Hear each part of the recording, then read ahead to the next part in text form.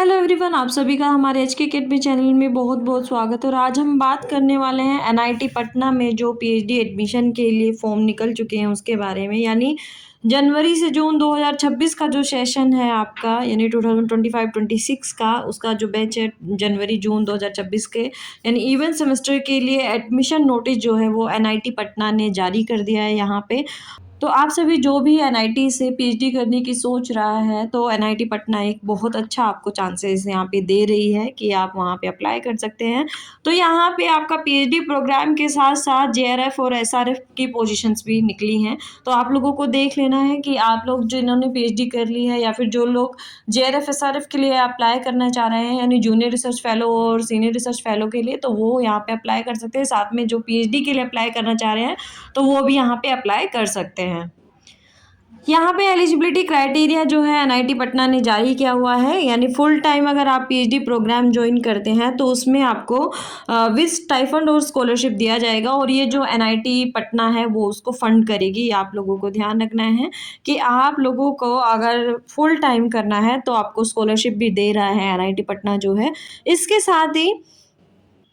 अगर किसी के पास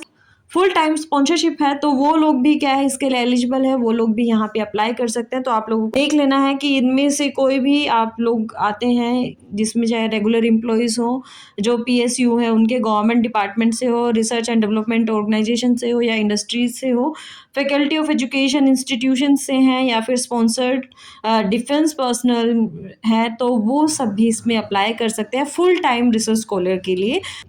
इसके साथ ही जो स्पॉन्सर्ड कैंडिडेट हैं वो लोग एग्जम्प्टेड है यहाँ पे गेट और नेट से। यानी आप लोग क्या है कि मिनिमम क्राइटेरिया जो है उसको आपको फॉलो करना होगा, वो आपके पास होना चाहिए। तो आप लोग इस जो पीएचडी एडमिशन है इसके लिए एलिजिबल हैं, ये आपको देख लेना है इसमें। और इसके साथ ही आपको अपना रिसर्च इंटरेस्ट और जो सिलेक्शन है वो आपका रिसर्च इंटरेस्ट के बेस पे ही होने वाला है यहाँ पे, तो ये भी ध्यान रखना है। इसके साथ ही अगर कोई जैसे गवर्नमेंट एम्प्लॉय है या फिर वो किसी ऑर्गेनाइजेशन में इन्वॉल्व है, तो उसको ज़रूरी है कि एनओसी वो पहले सबमिट करेगा, उसके बाद ही इसको अप्लाई कर सकता है। यानी फुल टाइम जो पीएचडी है उसको अप्लाई कर सकता है, वरना वो नहीं कर सकता है। तो यहाँ पे ये ध्यान रखना है कि जो लोग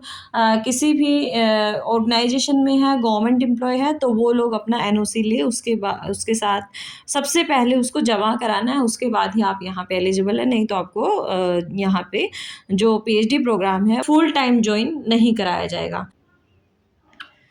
इसके साथ ही अगर कोई कैंडिडेट जिनको फाइनेंशियल सपोर्ट मिल रहा है आपके गवर्नमेंट सेमी गवर्नमेंट एजेंसी से, जैसे सीएसआईआर हो गया या फिर यूजीसी हो गया या फिर डीएसटी या फिर डीएई हो गया, तो इन सब से स्पॉन्सरशिप मिल रहा है, तो वो लोग भी फुल टाइम रिसर्च स्कॉलर के लिए अप्लाई कर सकते हैं। यहाँ पे इस बार जो आपका एनआईटी पटना है ये पार्ट टाइम भी आपको पीएचडी ज्वाइन करने के लिए दे रहा है, विदाउट असिस्टेंटशिप इसमें रहेगा। तो इसमें अगर कोई स्पॉन्सर्ड एम्प्लॉयज़ हैं पीएसयू के, तो वो अप्लाई कर सकते हैं गवर्नमेंट डिपार्टमेंट से या फिर रिसर्च एंड डेवलपमेंट ऑर्गेनाइजेशन से है, इंडस्ट्रीज से हैं या फिर एजुकेशनल इंस्टीट्यूट या फैकल्टी एम्प्लॉय है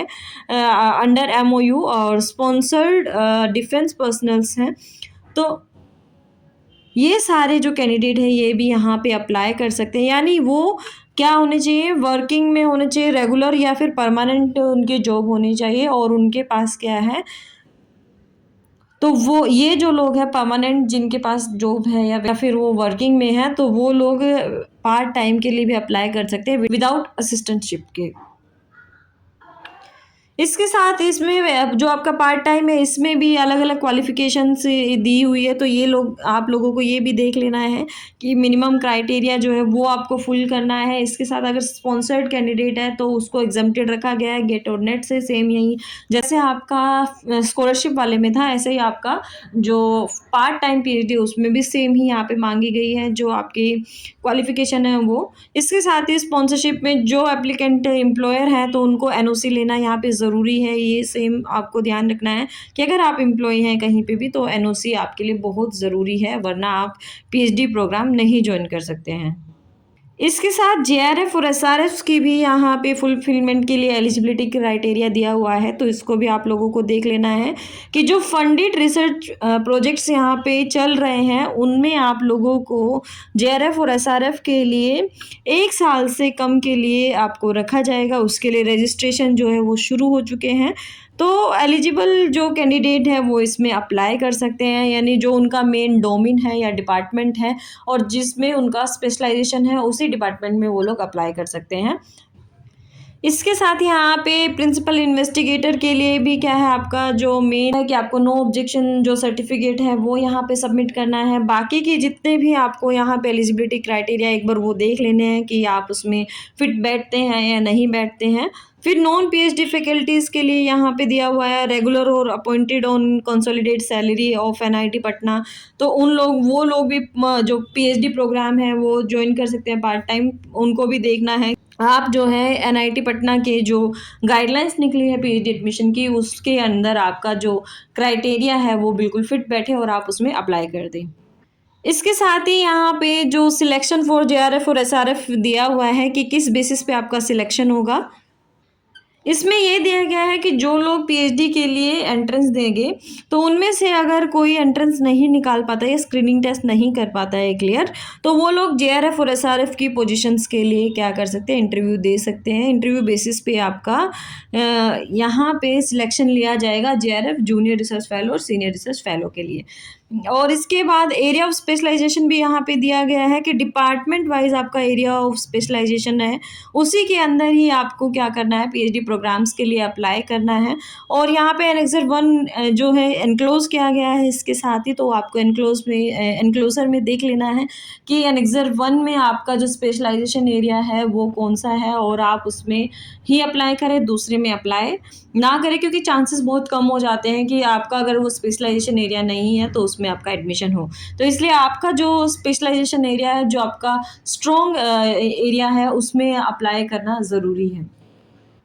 इसके साथ ही यहाँ पे रिजर्वेशन पॉलिसी को भी ध्यान में रखा गया है। ST, SC, OBC, EWS, PWD सबके लिए यहाँ पे क्या है, अलग अलग नॉर्म्स जो गवर्नमेंट ऑफ इंडिया के नॉर्म्स हैं उसके बेसिस पे ही यहाँ पे रिजर्वेशन रखा गया है। सीट मैट्रिक्स आपको एनेक्सर 2 में दिया गया है, तो मैं अपनी नेक्स्ट वीडियो में एनेक्सर 1 और एनेक्सर 2 आपको बता दूंगी कि एनेक्सर 1 में जो है कौन कौन से स्पेशलाइजेशन एरिया है और एनेक्सर 2 में सीट मैट्रिक्स क्या है एनआईटी पटना का। और इसके जो एलिजिबिलिटी क्राइटेरिया है वो भी यहाँ पे दिया हुआ है कि कौन कैंडिडेट जो है यहाँ पे अप्लाई कर सकते हैं। तो आप लोगों को देख लेना है यहाँ पे कि क्या क्या रिक्वायरमेंट यहाँ पे चाहिए। जैसे मैं बात करूँ कि यहाँ पे पहला जो इन्होंने एलिजिबिलिटी क्राइटेरिया दिया है वो क्या है, एमटेक होना चाहिए, एमई होना चाहिए, एमआर्क होना चाहिए या फिर एम प्लानिंग या एम डिज़ाइन में आपकी डिग्री हो मास्टर्स की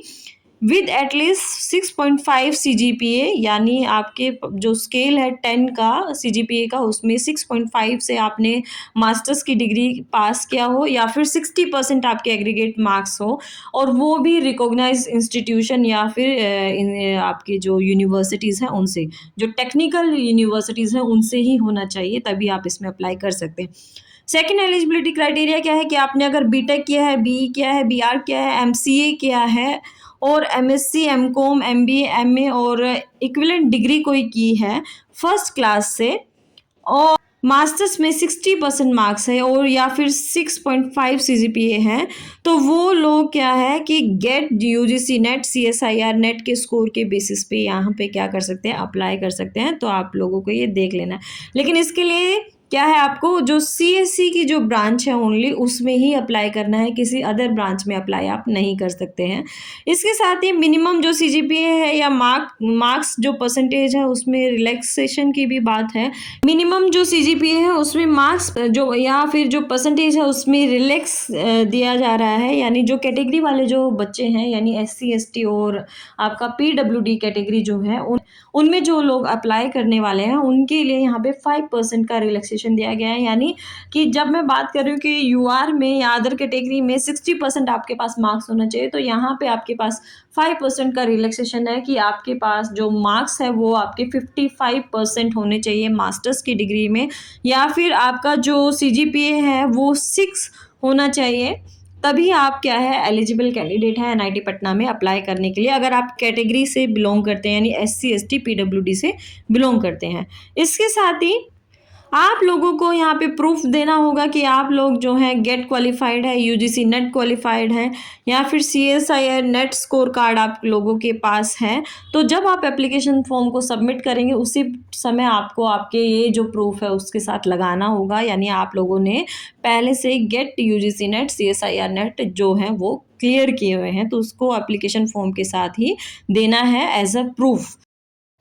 इसका सेकंड पार्ट हम डिस्कस करेंगे हमारी नेक्स्ट वीडियो में, जिसमें हम बात करेंगे कि कौन कौन से रिलेवेंट डॉक्यूमेंट आपको चाहिए और एडमिशन के समय आपको क्या क्या डॉक्यूमेंट चाहिए होंगे और आपके पास क्या क्या प्रूफ के लिए चाहिए होगा। तो वीडियो पसंद आई हो तो लाइक कीजिए और हमारे HK Academy चैनल को सब्सक्राइब करना ना भूलें। मिलेंगे नेक्स्ट वीडियो में, तब तक के लिए थैंक यू।